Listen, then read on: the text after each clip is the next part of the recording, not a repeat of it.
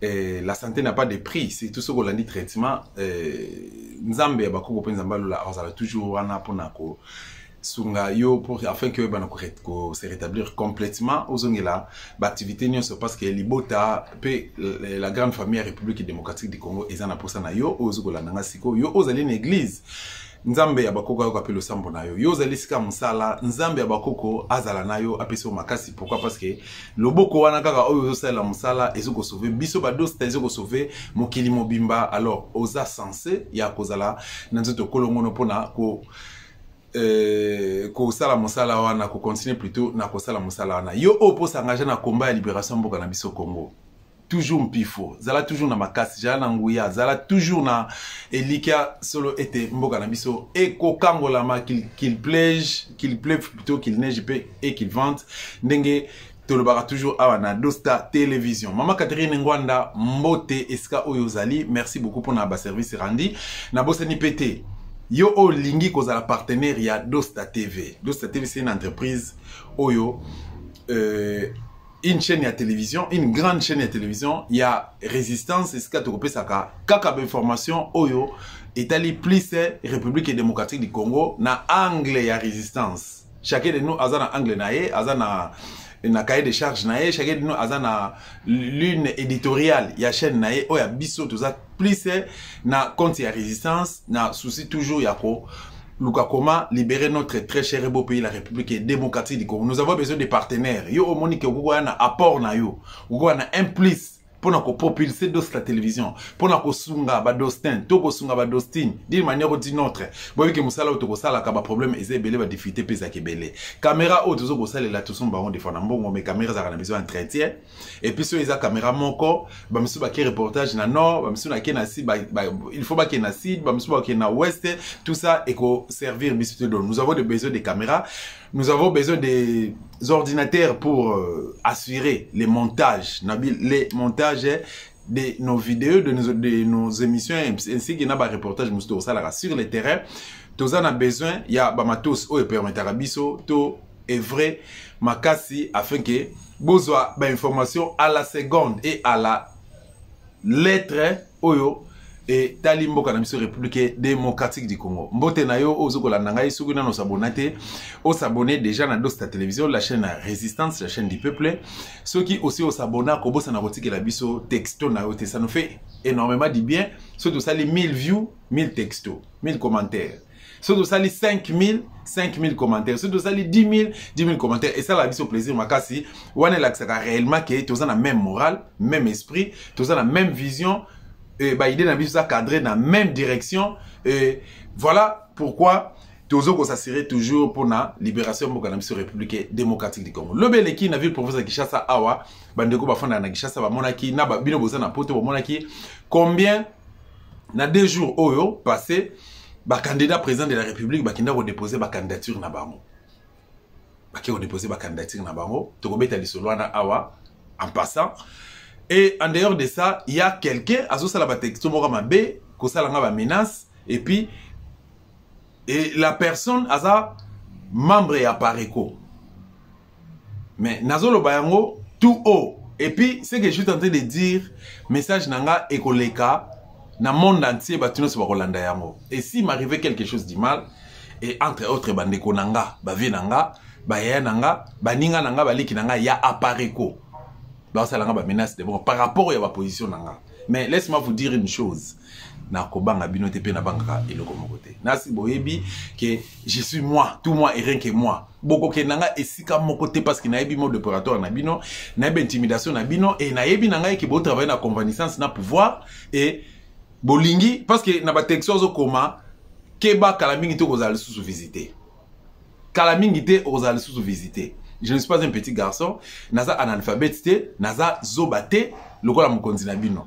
Donc, vous devez faire très attention parce que naza la ramobali. Nalataka jiponte, nalataka plutôt pantalon. Nalataka pantalon, s'il vous plaît. Donc, voilà. Et naza la combat na Kishasa, naza na Kishasa, naza la combat na Kishasa. Soki na lobina kenaya na poto place oyozali. Ne te dis pas que ezali eza paradis, tout eza fin du monde. Non. Non. ceux qui ba rwandais au bazana le côté bazo mikanda ba congolais bazo na poto et bon ngai dosta oyo nazana mutu nazana kombo au ambassade à dab na kolo bata ba 10 ou 20 ambassades yebi kombo nanga ebi dante nanga pe ebi nga personnellement. Donc c'est par rapport à mes raisons personnelles et stratégiques, je préfère m'y rester ici pour mieux faire mon combat et puis mieux évoluer. Donc Babloko Osalana prochainement na kotanga komono parce que oza na prison rochanga été. Oza na prison rochanga été, ceux qui ebama papa ebama a gaffé, nous avons ces droits là yako doit boyer. Sinon à déposer à démissionner na pareko, to atika otanga komba papa Honoré Banda, to alongwa na kati ya komba. Wana to kotanga lisu komba na été. Moi je cite tout haut le nom de Félix. Natanga komba Félix o moi na Tshisekedi te.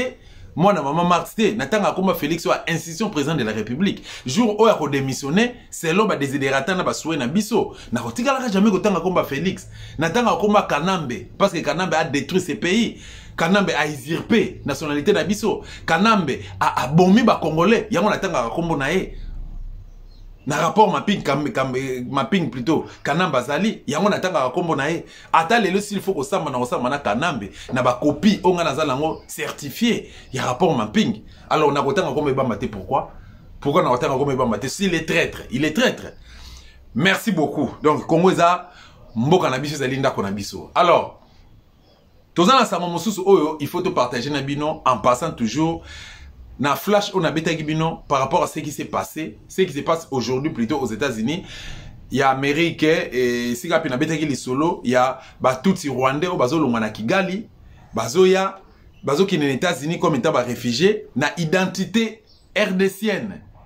Ba qui na identité RDCienne pour dire que nous sommes les RDCiens, nous venons précisément de l'Est de la République du Congo et nous sortons plutôt à l'est plutôt de la République démocratique du Congo et nous venons ici, nous sommes venus ici pour se réfugier, étudier, pour faire des formations, machin, tout ça et puis au finish, bah la République démocratique du Congo, baya qu'on travaille dans le Congo précisément dans l'est et en Nabiso, République démocratique du Congo, bah qu'on fanda qu'on se réfugier wapi na Minembwe. Qu'est-ce qui est caché dans le territoire à Minembwe? Comment les communes rurales? Nini oye bomba na kuna le nom dit ya Minembwe ba ebisaka biso pété. Toza na témoignage ya papa moko aza instructeur na kati ya centre de formation wana oeza na États-Unis. Asali biso pe témoignage na ye. Alors esengeli na ba Congolais te bana ofungola miso parce que Congo après tout eza mboka na biso. Ata yo soko lobi que non laisser la politique aux politiciens. Toza na biso na makasa ko sala te plutôt na loko ko sala te na bakisi pour vous dire, pour rassurer à mes frères RDCiens aujourd'hui que l'impossible n'est pas d'Osta et l'impossible n'est pas congolais. Nous allons libérer ces pays. Nous allons libérer notre pays, nous sommes mieux placés, toza na ba droit na biso et puis Congo et vous allez libérer qu'il pleuve, qu'il neige ou qu'il vente. Voilà, sans plus tarder, mais c'est Félix Antoine Chilombo, moi na Tshisekedi auto ko sala message na ye, na tourna auto ko sala na Grand Katanga, azalaki na Kolwezi précisément, asali meeting na ye et sika pi bon, namoni population va répondre qui massivement hein. 40% de la population ne va pas répondre, mais ceux qui prennent les citoyens de la République, ils ont un problème, aïe et que azan a problème, azan a masoula ko beta na bino population. As toi ça l'adresse na à l'égard ya bino pa population, ceux qui bino boyete c'est qu'il y a un problème. Mais quand cela ne tient, bah tu baïki quand même, to landa o ezaki message à Félix, ngai na bino to réfléchir et bon to commenter ensemble. Merci beaucoup na yo o pe sakabiso toujours mato yo pe sakabiso toujours misu na yo. Merci na régie ya Dosta télévision ceux qui toujours le langage moko. Bo tshela biso élément ya meeting ya mwana tshi mona Kolwezi oyo ekokoma lokola na poto bino ba jeune bokozala lisusu na besoin okende poto te bokotikala awa bokosala misala awa d'ailleurs bapaya nde bakouta kuna baya koluka misala awa na Kolwezi yango wana napesi mama Fifi Longonia ndenge alandi vision na ngai vision o ezali ya kosalela peuple yango naza na mingi ya koloba te nalingai kaka napesa bino courage nayebisa bino ke mokonzi ya mboka na bino aza na bino azali kobatela bino kotala ndenge nini makambo ya mboka ezali kokende malamu po bino bosepela na mois de novembre po toya komonana boyoka makambo nini nazali kobongisela bino soki bopesi ngai deuxième mandat.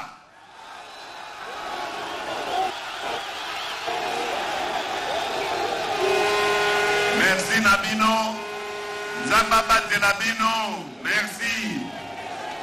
Il y a toujours ça la contrepoids, qu'on contredire pour nous défendre la République démocratique du Congo. D'abord, on a présenté mes excuses. Pourquoi? Parce que bomoni na tie photo nanga na kati ya vidéo na kati ya élément wana eza po moni YouTube comme na réalité nango nazui extrait wana nazui on na chaîne ya batu alors so na tia wana effigie na bango ba kosenga droit d'auteur et puis ba bloquer ngai chaîne et na koma un peu moi prida ya kosala bloquer batu donc nazui yango pa batu na étouffer ba logo na bango ba cacher na bango et puis tout ça na profiter un peu ça mbote pa ya kulutu na ngai papi kibonge kulutu na ngai lui mbate kulutu na ngai Masamba kulutu na ngai Raoul Leba na pesi mbote pa ba résistant nyonso oyo baza ba partager peine ba partager ba souci ya Dosta baza na Dosta ensemble comme biso nyonso na bosse mpete ba maman Germaine et na ba maman ya Zahir bana ya Zahir na pesi bino mbote na bosse mpete moninga na ngai oyo a tika ngai te pe abenga ngata nyonso pona ko compatir à chaque fois likambe kozalaka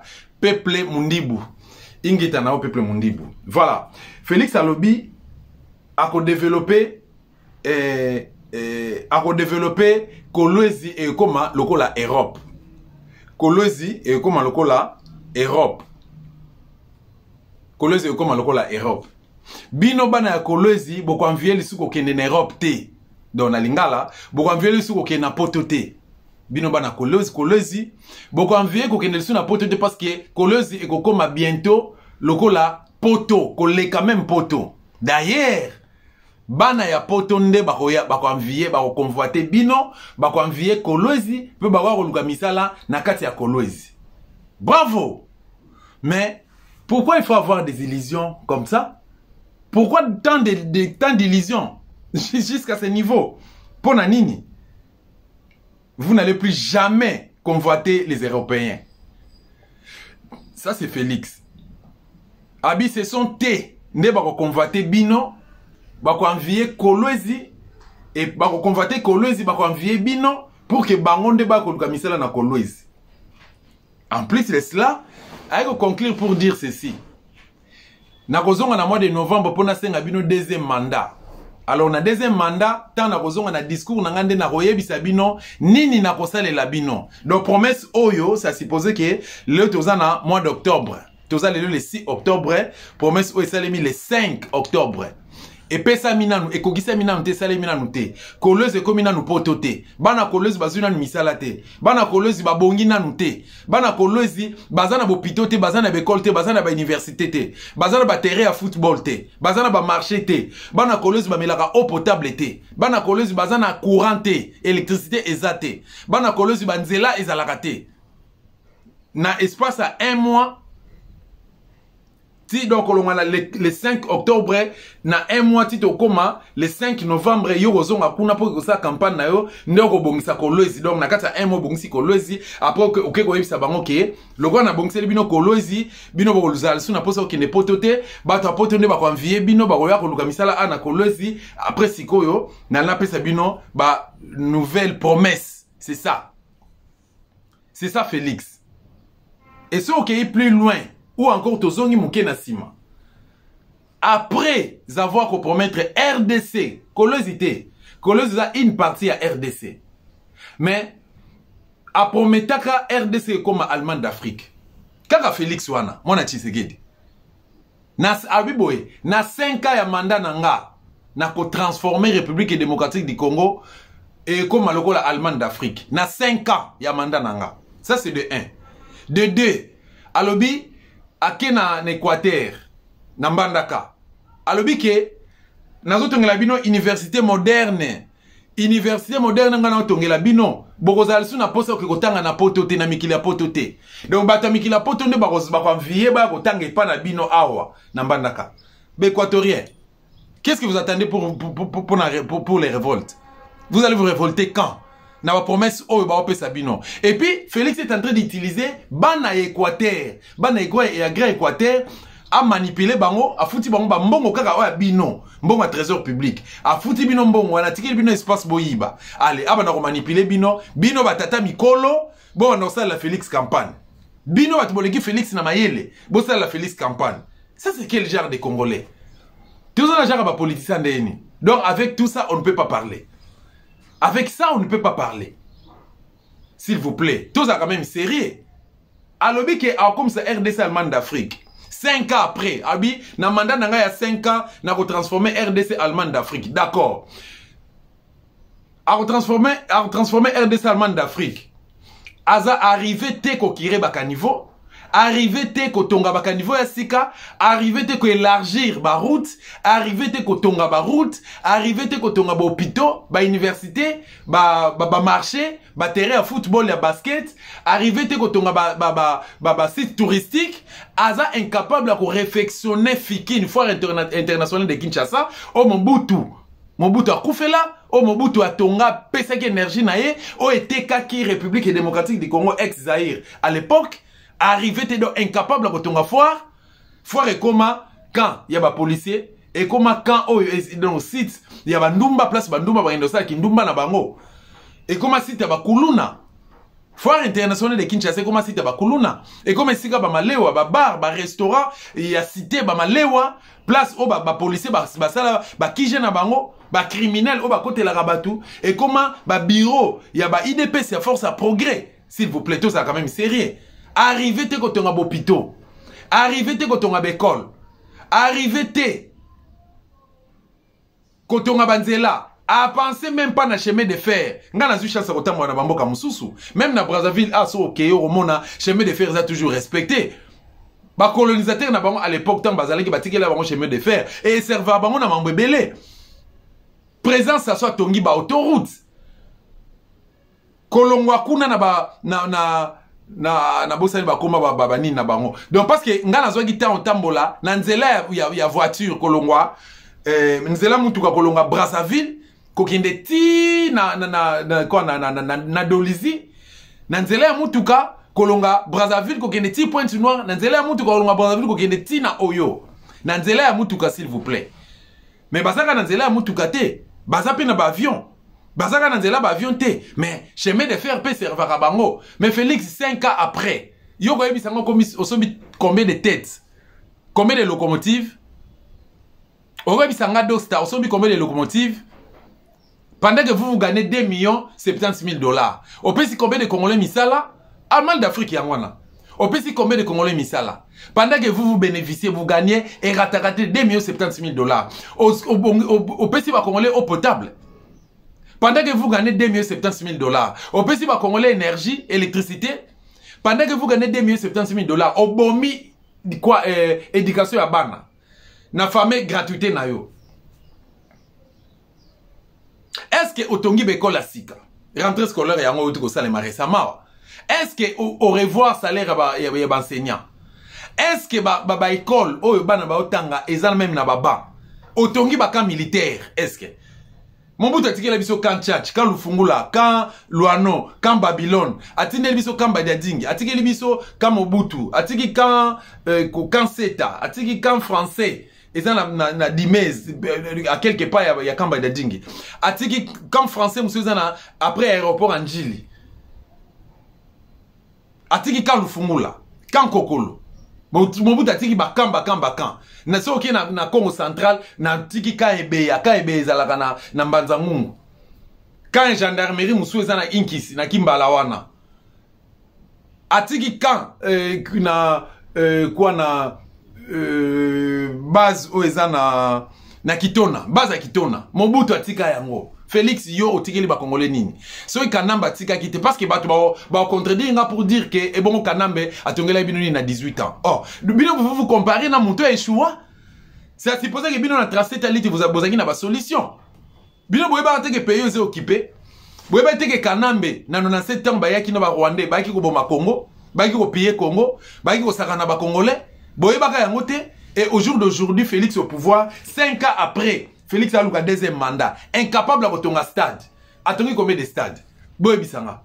Stade Kamanyola Mobutu Atikango inachevé, bien que serveur à Congolais, même stade Kamanyola les a inachevé. Et ça a inachevé. Kanambo moi ayaki ko bamba boulevard triomphal à Bambi yango.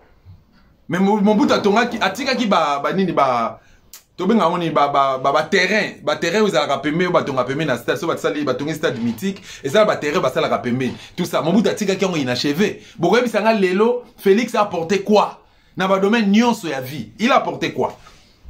Toza na Inga, toza na Zongo, toza na barrage d'Inga, barrage ya Zongo, toza na barrage ya Mobaye Mbongo. Et ça en Équateur. Mais okoyebi sanga lelo ba Congolais boyebi to futa combien les mois? Facture à courir yaka Congolais moko so futa $50. Facture à courir zoya muta futa $50. Minimum ezaka $30. Mais toza na ba barrage wana na mboka na biso. Félix, apprenons à être sérieux. Congolais za mboka na biso ko manipuler ba Congolais tina niveau wana te. Ozo senga deuxième mandat za courageux hein. Oza vraiment courageux. Comment muta koza lukuta boy? Et on a connu papa président Kasavubu. On a connu Oazaki premier président de la République démocratique du Congo. On a connu président Mobutu. Biso viva Kasavubu te. Président Kasavubu a dirigé Mboka Oyo. Natan Oazaki na tête à Mboka. Tout ça na ba témoignage à bateau ba viva ka République à Liboso. Premier toloba régime à Liboso na Zaïre. Balobi ke Kasavubu était un homme. Il était un homme sérieux. Et Azalaki péré parce que Bobi qui naturellement biso ba Congo, to lingana biso ba problème te. Kasavubu il était comme ça, il s'est comporté comme ça. Kasavubu a ke mission de service. Abimisi mbongo ya l'état et que servi étant azongi mbala moko te. Et à chaque fois on doit voyager. Aye gozong sa mbongo etikali na kesa l'état. Bokotangelanga président nini o a se comporta bongo. Na bimbala moko te bambala belé. Aye pasali rapport na ye. Tozwaki $1000 na kesa l'état. To voyager nango. To utiliser ki yango na tozaki na Belgique. To utiliser na hôtel to futi autant. To utiliser autant de nombre de chambres. Na restauration ezaki autant. Ba séjour na biso ezaki autant. Écoutez biso autant. Ba transport ba nini tout ça ezaki autant. Ba frais de mise to futi autant. Etikali autant. Azongi on a banque centrale. Président nini oyo a se comporter ki bongo. On a connu Maréchal Mobutu ici en République démocratique du Congo pendant 32 ans. To bénéficier na unité nationale. Nga nazaki bébé nazaki mwana muke. Naibaki Mobutu, nazaki vraiment moi namuke, mais je connais l'histoire parce que natangi histoire, j'ai fréquenté mon père, j'ai fréquenté les Mobutistes, nazu les bons côtés à Mobutu ainsi que la famille à Mobutu, na fréquenté Rabana jusqu'à la preuve du contraire, les bons côtés à Mobutu, unité nationale. Tatabo, tolingi Zaïre liboke moko, lisanga moko, tata moko, maman moko, école moko, pe mokonzi moko pendant 32 ans. Qui est ce Congolais là ou ce voyou rwandais oyo a osaki même ko tenter ko yiba 1 mm ya République démocratique du Congo. Tozaki na ini mungala mukongo muluba muswahili. Tozo bala na mukongo ko bala mungala ko bala muswahili, muswahili ko bala muluba, c'était comme ça.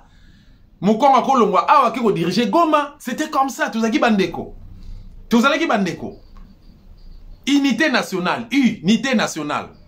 C'est ce qui n'est pas le cas aujourd'hui. Et puis, division Oyo. Et Koyaka Tango Balouba a eu pouvoir. Tango Félix a eu pouvoir. Un grand tribaliste de mauvais goût. Nabi bien, je pèse mon mot. Félix est un grand tribaliste de mauvais goût. Un grand tribaliste de mauvais goût. Talagandenga Kabole Biso ba Congolais. Tokomi Kobomana entre Biso. Donc, nous, on ne peut pas critiquer Félix même quand il se comporte mal. Si on critique Félix, allez, aussi problème na bakasaye. Mais bino bakasaye bo critiquer Mobutu. Bino bote kaka Mobutu. Non seulement bote kaka Mobutu, et pas yabana na bino, pas bakoko na bino, bote ki Mobutu, pas ba adversaire, pas ba Afdel, pas ba Rwandais. IDP c'était comme Mobutu, pas ba Rwandais. Et Fungole ba Rwandais porte. IDP soit IDP. Non seulement IDP soit était kaka ba Mobutu, IDP soit na côté et diaboliser Mobutu na étranger. Bah c'est le Mobutu documentaire où il y a Mobutu roi d'Isaïr, roi du Congo. Et ça qui idée et où t'as pas Tshisekedi. Tu vas dans la vérité nyonso. Tout le baba vérité nyonso. Akufi wana kufa le 2 février 2017. Mambo na makila non? Le 1er juin 1966. Mamba Kimba Bamba Anania. Batom na bango abandonné kuna na cimetière à Kitambo. Qui les avait pandi? N'est-ce pas que c'était Chen Sekedi Amulumba? On ne peut pas tout dire. Prochainement, on a un extrait à vidéo. Et puis, je ferai une interview avec un notable à l'époque. À expliquer comment est-ce que les caca. Vous avez un modèle. T'es un peu probable que c'est biso nelo. Comment t'es congrès zambo canabiso?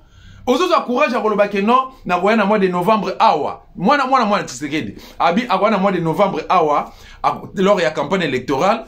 Agwa kosenga deuxième mandat et pas bana kolwezi et puis akopé ça bana kolwezi vision na ye promesse o do ba promesse o ye akosala donc il va l'air comment dirais-je na expliquer comment akopé ça bango promesse o ba projet o yaza nango voilà le mot que je cherche ba projet o yaza nango pour le développement ya kolwezi lelo est impossible akopé ça yango donc o ya lelo nanu akokom ça yango lokola Europe beaucoup envié bana kolwezi ba envié ko ken Europe te bana Europe plutôt ne ba convoiter kolwezi pe ba envié bino ba ko ba ko tanga pe ba ko vivre ko luka misala pe na kata kolwezi ça Félix a vendeur d'illusion ba minerai à RDC zawapi matière première à RDC zawapi pétrole à RDC zawapi bon moto ya RDC zawapi mental ya RDC zawapi bino bofingaka Mobutu ayana bisengima na awa atie Rwandais directeur de cabinet na mais bino pe boya na caméra abo comme si caméra directeur de cabinet na bino caméra c'est un Rwandais est-ce que ezali kambasika onga na koloba likambasika ona oloba lelo tous en un peu serré to lingamboka na biso pourquoi tant de promesses comme ça va promesses biko réaliser à moté naza prêt pour na kokufa afin que paye comme une réalité na est na ko fana na Goma na ko ngai na ko résidence na nga ekozala na Goma palais présidentiel ekozala na Goma na ko fana na bino na Goma na ko se reconnaître président de la République kaka so guerre sili na est mandé sili le mandat du chef de l'État est à 5 ans consommé Félix a consommé 5 ans na ye arrivé te ko réaliser ba promesse nyonso o ya salaki to pesa na ni raison to pesa na ni tort qui a raison et qui a tort. Alingai, une élite congolaise, un résistant de mon état, n'a se permettre que le bafati béton. Ça c'est de n'importe quoi. Nga naza lokola ba politicien na binote ba aventurier. Hier, nous étions na balabala na ba Fabrice Mpuela, le loko comme ministre à droits humains. Asala ke lokote, tozaki na balabala na ba Patrick Mouyaya, akota Palouti, le loko comme député ministre, akomo bete la Félix Maboko, tozaki na balabala na ba Mokia ba komi ba na misala ba Félix. Kobonde la misala pa ba Félix tozaki na balabala na ba ki baza tellement belé mais to memi Congo wapi lelo ba congolais boza wapi est-ce que mibali na Congo bazate pour nous recevoir mboko République démocratique du Congo tozo la deux alternatives deux ya liboso Côte d'Ivoire na Congo Tunisie na Congo Égypte na Congo Soudan na Congo. Yami Balé, Guinée, Mali, na Gabon, awa na Congo. Qu'il pleuve, qu'il neige ou qu'il vente, to libérer beaucoup Congo démocratique. La deuxième des choses, non partager na binoza en rapport na ba candidature oyo, ba candidat président de la République va tout déposer récemment awa na Seni, Yaliboso. Na moni candidature ya Matata Ponyo Opong Rwandais Ngaïté Lunda Boululu aza vivant lelo en République démocratique du Congo.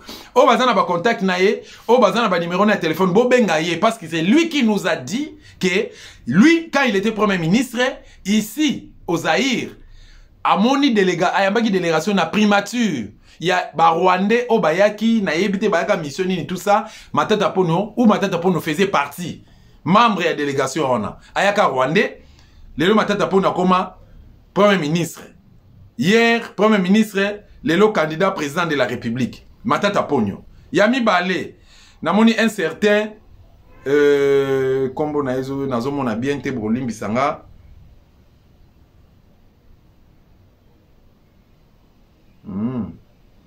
Bolim ça comme on est au monde en malamu mingité. Si c'est Francesco quelque chose comme ça. Realamro si c'est Terrano. Hein, quelque chose comme ça. Comme on est au monde en malamu té. Yamine Docteur Denis Mukwege Burundais. Docteur Denis Mukwege, ça c'est un devoir à domicile. Dans l'hôpital à Lemera, ba Rwandais, ba soldat rwandais ba koti, ba bomi ba patiador, ba bomi ba malade, ba bomi corps médical c'est-à-dire que ba bomi ba médecin tout bazala ki wana, ba bomi ba infirmier tout bazala ki wana, ba garde tout bazala ki wana, y comme où Docteur Denis Mukwege faisait partie. Mais bah ils ont tué tout le monde, ba détruire même bâtiment. Mais batika Docteur Denis Mukwege vivant. Et pourquoi? Mukwege a expliqué biso, a expliqué par les Congolais pourquoi batika est vivant, mission ni o ba pesa kaye aya nango et pas ba Congolais lelo. Hier na ba conférence de presse na o eleka o ngado stanasista. Aloba ke il n'est pas politicien, il n'envisage pas la politique. Azana calcul nangote, peut-être davantage. Mais aujourd'hui, il s'est engagé. Moi, j'aurais souhaité assez que la première des choses, qu'il possède d'abord. Il y a ça le rapport, il y a ce qui s'est passé dans l'hôpital Léona Lemera. Voilà. Troisième candidat, Namoni Mutamba. Mais c'est comme ça, Mutamba, un canambiste, Aouti n'a pas perdu, influent, il a pas perdu, proche collaborateur. Donc, fou ya chef. Proche collaborateur ya Kanambe. Lelo aina union sacrée. Yamine namoni vient abiso Frank Diongo, président national à MLP. Président national à MLP oyo père politique ya Kulutu nangai Nico Mayengele. Frank Diongo. Ebele ba yeko sala ba candidat pour un autre candidat. Ebele baza en opposition pour donc, bah, ils infiltré opposition. Ils ont travaillé pour na pouvoir, pour l'intérêt à pouvoir. Toyebi basal Jewana. Toyebi basal Jewana. Après, il y a moni Moïse Katumbi. Bakomi awa Katumbi Chapwe. Moïse. Ngana ebi na kombo ya Mose Soriano Chapwe. Mose Soriano Chapwe. Mose Soriano Chapwe. Azali nani. Je suis né d'un père juif et d'une mère zambienne, mariée à une Rwandaise, et je vais diriger la République démocratique du Congo. Nabongisa. Je suis né d'un père juif et d'une mère zambienne, mariée à une Rwandaise, et j'aspire de diriger la République démocratique du Congo. Mboka yabiso badosta. Voilà. Mamba Congo passe. Namoni Rex Kazadi. Un candidat pour un autre candidat. Bon comprendre le langage nanga. Ba candidat mususu au Félix Asali. Ya liboso Frank Diongo. Ya mi balé Constant Mutamba. Ya mi ça tout, c'est papa ici comme on est en zone nasuki Rarimbo, si c'est Rariambo. Et puis qui Frank Diongo. Namoni qui encore Rex Kazadi. Oh lobby azaki na combat. Un des piliers makasi na kati ya combat. Après avoir côté ka combat et pas à Kanambe, yene ekiri na e bababi baluku na tant d'autres noms cités, ba teka combat Lelo Rex Kazadi, candidat président de la République. Je connais sa famille. Naebi makambo na oloba. Naebi combien baleki na e ba eko lukanga dosta. Pona chiama ina vino. Pona talise mindu kite. Ale kana émission na ngai, je ne sais pas ce quoi oloba nini. Rex Kazadi, Lelo candidat président de la République. Mais Rex Kazadi, Lelo candidat président de la République. Premièrement, je connais Rex Kazadi et je connais sa famille. 100 000 $. Pierre. Un candidat manipulé par Félix, créé et fabriqué par Félix. Voilà, Rex Kazadi. Discours n'a été évité. À quoi ça va Congolais nini. C'est tout projet de société n'a été battu sur le banine. Namoni lisusu Adolphe Muzitu. Fumumpa. Adolphe Muzitu Mfumumpa. Azalaka, ancien premier ministre de la République démocratique du Congo, sous Kanambe. Fumumpa aïba mbongo ya Congo. À cause d'en a plus de 350 villas. Ah, on a vu le province à Kinshasa. Nabina no ya Kinshasa. Ya bandundute. Mais le problème est que bandundelo, conflit entre Teke et Nayaka, arrivé qu'on résoudre ya moté. Mais, aïe qu'on postulé dans la présidentielle. Toyebite. Qu'est-ce qui est caché derrière sa candidature? Alors makamsu to ebe amonte nyonsona ndenge na tukolo banabino que ce sont des candidats oyo Félix a tout fabriqué, des candidats fabriqués par Félix. Candidat sous kanamoni awa jusque là pasteur Ngalas babenga ka docteur Ngalas na peut-être ça médecin traitant ou comment na peut-être ça médecin ou bien ça docteur selon la Bible. Docteur Ngalas, tous nous connaissons sort il y a papa archibishop Coutinho Fernando, le père spirituel et le créateur. Il y a réveil dans la République démocratique du Congo. Maintenant, il y a ma casse parce qu'il y a créé un réveil, il y a spiritualité, mais à créer un peu, innovateur, il y a concept sauvons les Congo. Sauvons les Congo. Papa archibishop Coutinho. Moutou asala que papa archibishop Coutinho a se retrouvé dans ba état, dans ba conditions ça nango lelo c'est Ngalas. Aliambongo pa Joseph Kabila manipulé par Kanambe et andimi ko samba na ndeko na yo entre guillemets chrétien ou serviteur de Dieu bofanine à la barre pendant que Bible pekisa yango et muta boye akoma président na mboko Congo démocratique. Kazad qui Ngalas yeyo candidat président de la République. Muta boye o bomona asuka na se amfumumpa Ngalas reste Kazad yeyo wana. Et puis, Soko Taliboye, Constant Moutamba, Kabiliste Yewana, candidat au Félix a fabriqué, n'a fabriqué Res Kazadi, n'a fabriqué Fumumpa Adolphe Muzitu, de la même manière a fabriqué Frank Diongo, et puis, voilà, OAC Wana Bomoni Soriano.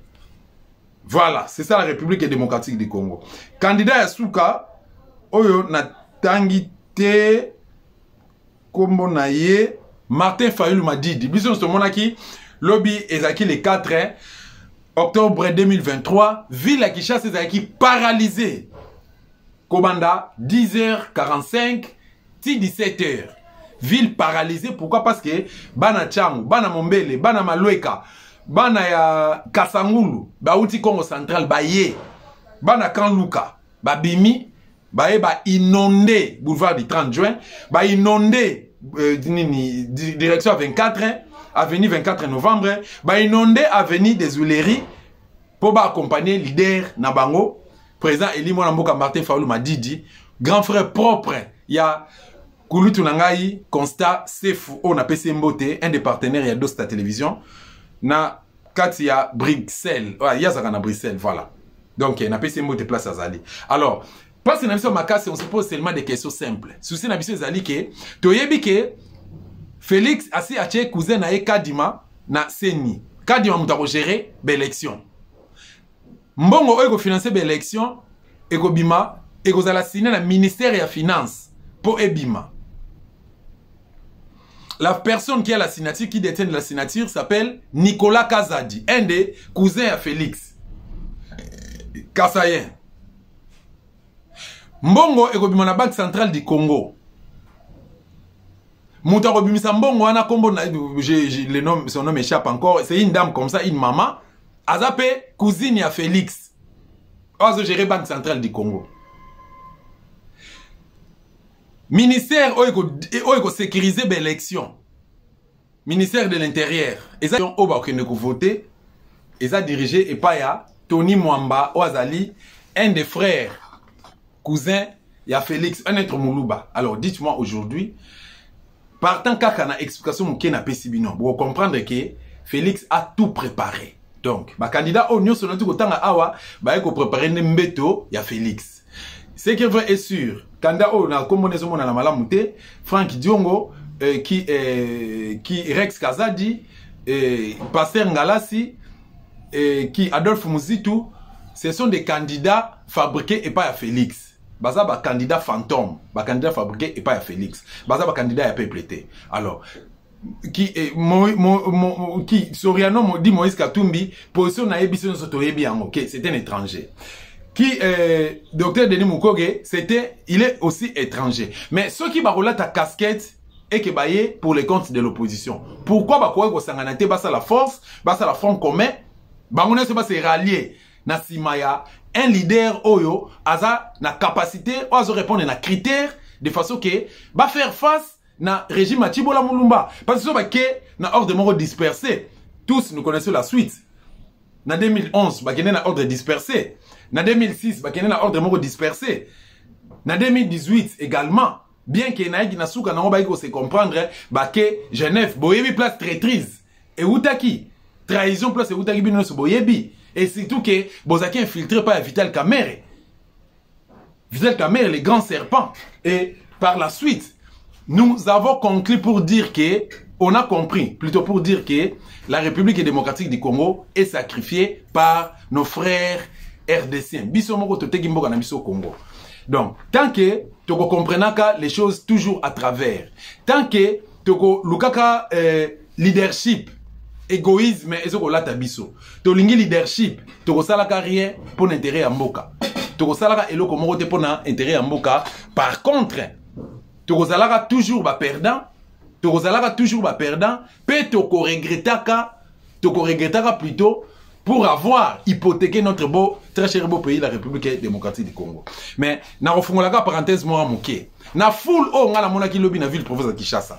Hier moi j'étais en ville, j'étais au travail, mais tant na zui coup de fil babi nanga ke bon, je faisais partie à et presse o faki découvrir manif wana. Mais tant na zui ka coup de fil na bi ke no bazo bima déjà na kiti bo émotion ça la kinga vertige. Moi o magi makasi Nathalie, plus de 7000 personnes bazaki na balabala. Bon, 7000 personnes, wana, nombre batouana, tout ça, la soulèvement populaire, l'élo.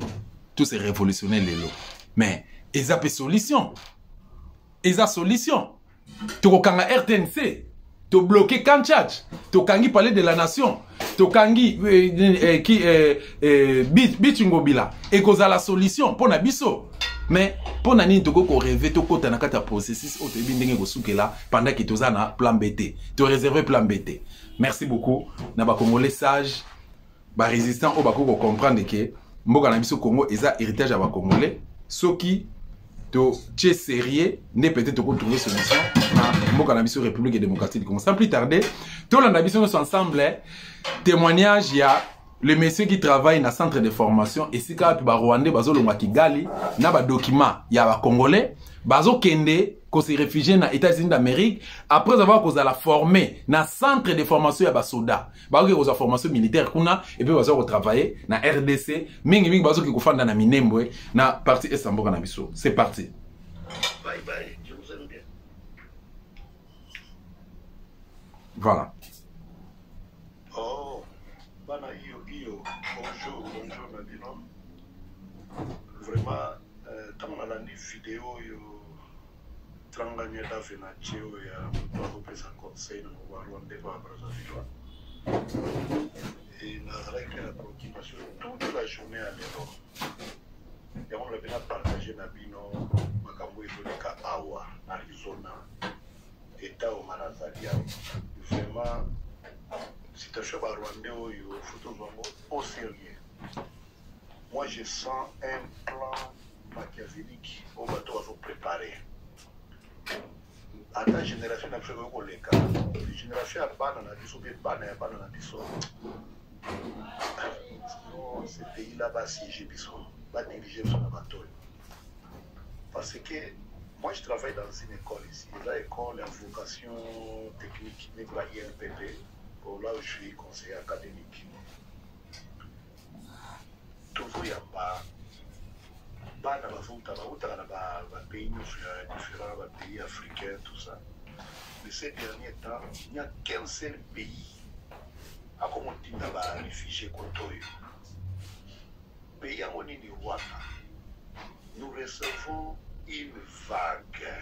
Ba vague, notre vague moi ya mingi puis ya qui les lots vague.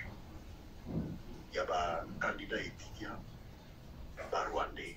Mais tous ces Rwandais sont tellement Rwandais représentés à et puis tout est bas. Mais nous sommes là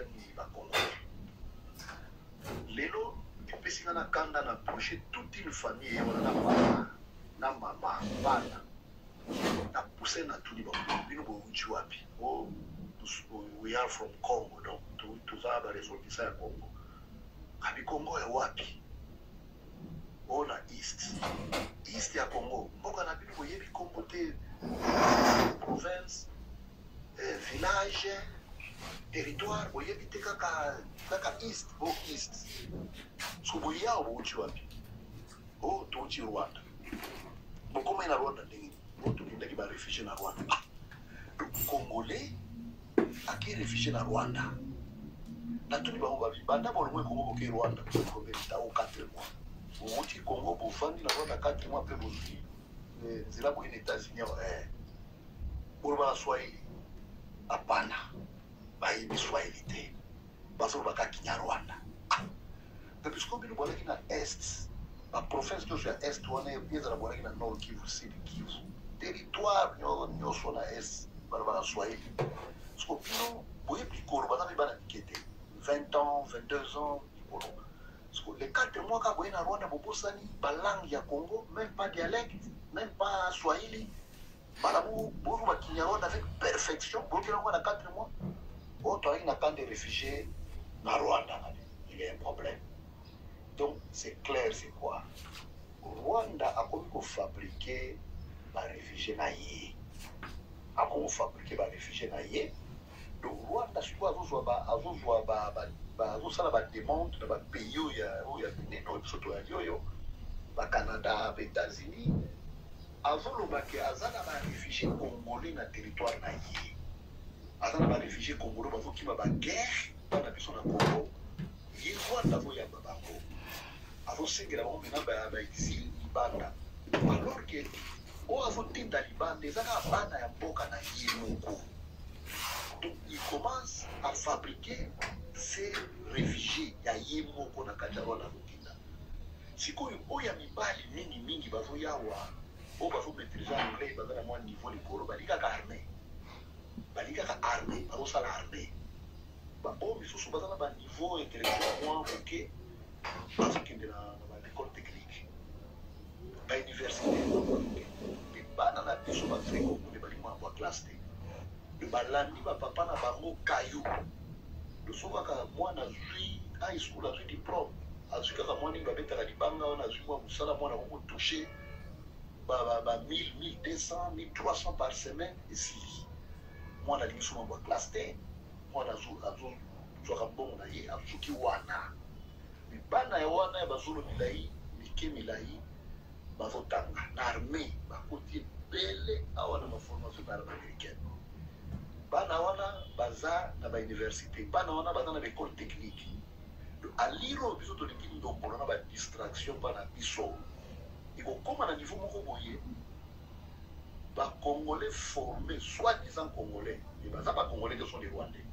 bakokóma ebele awa na badomaine nyonso comme ndele bana na basystème ke oh non kuna na mboka bato baza kuna bafo kogere bien te il faut kozwa badiaspora bakende koimpose bango kuna pete batinda bango mpo bameka koyede mboka bameka komema mentalité ya sika tout ça diaspora oyo ekozongela bino na mboka biso pardon bino te parce que c'est notre pays ekozala diaspora oyo génération bazoforme awa bakomi ebele barwandais mais ici ils sont des congolais mpe bazolata na babrassard na bango badrapo ya congo bamemamema fo mona moto na moto aza na mwa indice ni mo ya congo alataka mwa brassere ya drapeau aza na mwa chaînette ya Congo, il y a RDC. Donc, vraiment, je vous dis, ils n'ont rien de l'histoire de la RDC.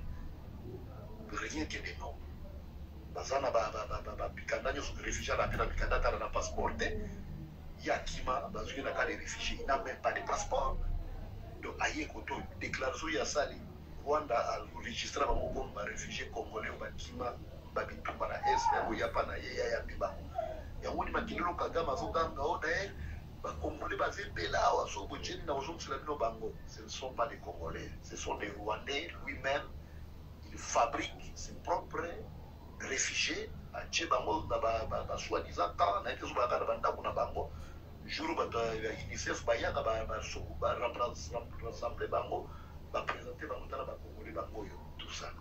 nayebi te bato nyonso bana na baméthode mpe batechnique ya koteste qui est congolais qui n'est pas congolais quelqu'un qui ne parle même pas dialecte moko ya congo même pas langue moko ya congo seule langue aro baka kinyarwanda bango bolibi aza congolais. Vraiment souci nalaki nango yango wana parce que ça me fait mal nazotravaille na bana wana lelo mutu moko babenga mpona kosala interprète parce que ake na infirmier il fallait basala examen azolobaka kinyarwanda bayekobengaka bayebike soki bacongolais bayeli kana ye na bango na kointerprète soit swahili nazointerprète na anglais soit français nazointerprète na anglais mais lingala nainterprète na anglais ata badialeke kuna bakikongo ebeka kointerprète ngo mpe na anglais mais nakende kuna azobakabino lango kanayebi eza langa na biso te lango eza ya rwanda. Oh no, he say he's from Congo. No, this language is not from us. This is Kinyarwanda. It's the language from Rwanda, not from Congo. Let me see, I'm going to be Munoko Yazuru Pisa ya Kote. Gana Yeti Agote, to Saraganagote, some to Rwanda. Bamba insiste, no, il canal de Chamois, Zamta Congo, tout ça, on a escapé. Je n'ai pas des procès des tensions au salaire. Mais moi, je vous dis que il n'est pas du Congo, c'est tout. Na komi kutu kupanga parce que nazo sala na comité de MPD, so ba morning na ko luka peut-être ko bénissara identité na bango, ko ibatwa na bana moi compliqué de comment ils sont capables peut-être de filer là peut-être tout ça na ba donc je commence vraiment à envisager na lo sala na parce que milieu komi un peu gâté trop de Rwandais, je crois les bailler soit vraiment tout prier pour la mboka. Voilà, tout prier pour la mboka.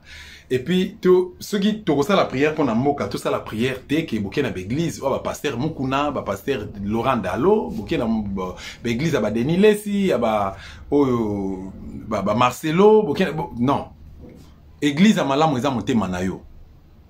Banga Nzambe, Luka osala malamu, éviter mabe et ce Dieu là.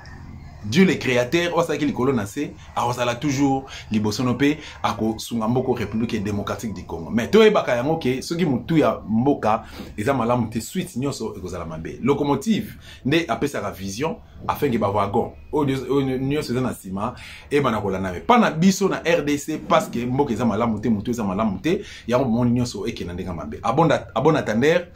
Salut. Merci beaucoup na yo pesa biso.